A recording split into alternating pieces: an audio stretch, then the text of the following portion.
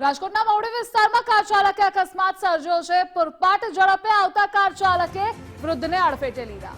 અકસ્માતમાં પ્રફુલભાઈ ઉનડકતનું મોત થયું છે, અન્ય 2 ઇજાગ્રસ્ત થયા છે। કાર ચાલકે અન્ય 3 જેટલા વાહનોને પણ અડફેટે લીધા। આ સમગ્ર મામલે એક વ્યક્તિની પોલીસે અટકાયત કરી છે।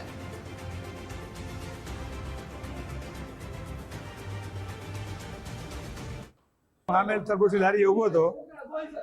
આ ગાડીવાળો 100-120 ની સ્પીડમાં હતો।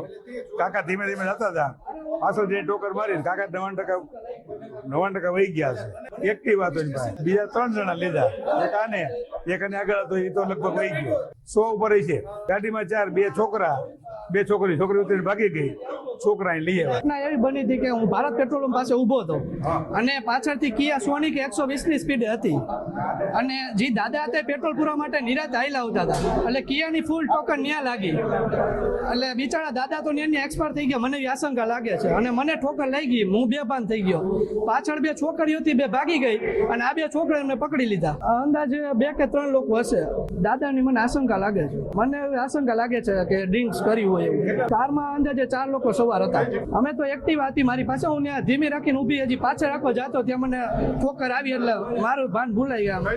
એક્ઝેક્ટ આ ભારત પેટ્રોલ પંપ પાસે બાપા સીતા કાળ ભૈરવ દાદાનું મંદિર છે ત્યાં એક્ઝેક્ટ સામે।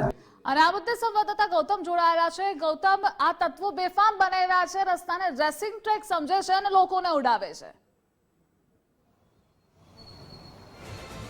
જે ચોક્કસ ન માત્ર રાજકોટમાં પરંતુ સમગ્ર ગુજરાતની અંદર અકસ્માતની જે અલગ અલગ ઘટનાઓ સામે આવે છે તેમાં નબીરાઓ બેફામ બન્યા હોય એવું લાગી રહ્યું છે। કારણ કે ન તો તેને કાયદો વ્યવસ્થાનો ડર છે કે ન તો તેને બીજો કોઈ ડર છે, અને જાણે કે રાજકોટ અને ગુજરાતના જે રોડ રસ્તાઓ છે તે તેમના માટે રેસિંગ ટ્રેક હોય, અને ખાસ કરીને રાતના સમયે 11 વાગ્યા બાદ તો જાણે જે અમુક નશાની હાલતમાં હોય છે તેના માટે તો ખાસ આ પ્રકારની ઘટનાઓ છે।